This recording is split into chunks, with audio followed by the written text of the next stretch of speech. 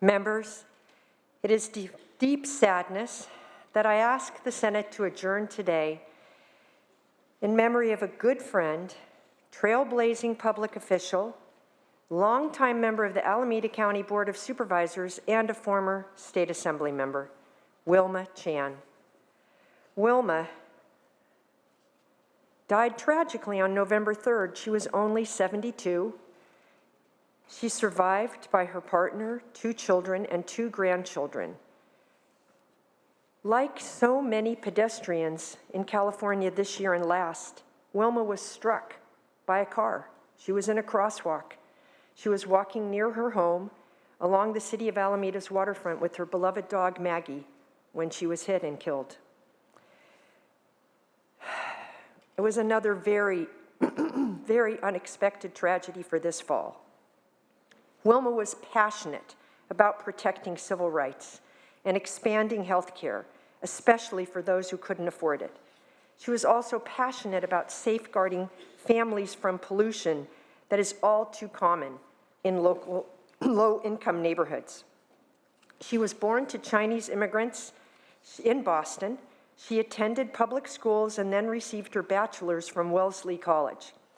She moved to California after her undergrad degree and earned a master's in administration at Stanford in policy analysis.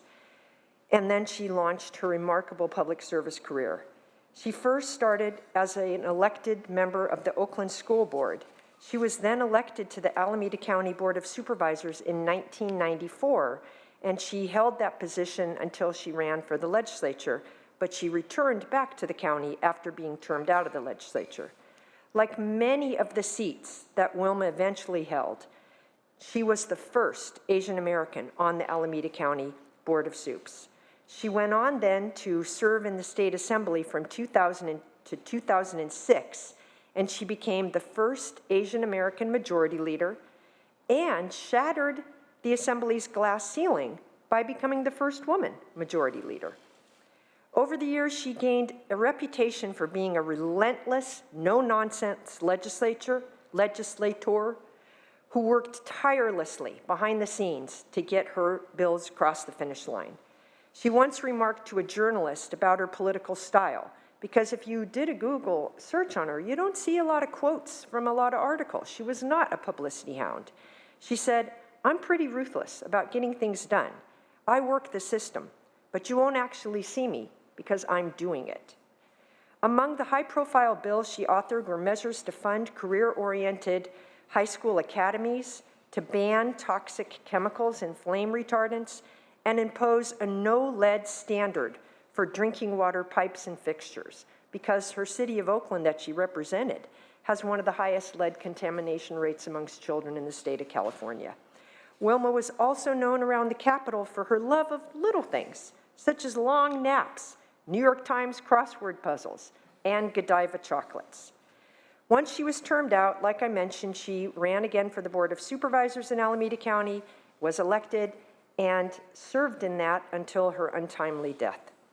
Her many accomplishments on that board included being instrumental in saving San Leandro Hospital from closure, for pushing to ensure that Alameda County was first in line for tobacco tax money to help fund programs for preschool children, and working to expand in-school health clinics. In 2019, she led the effort to put a ballot measure on the ballot in Alameda County that would provide funding for early care and education for our little children and for children's health programs.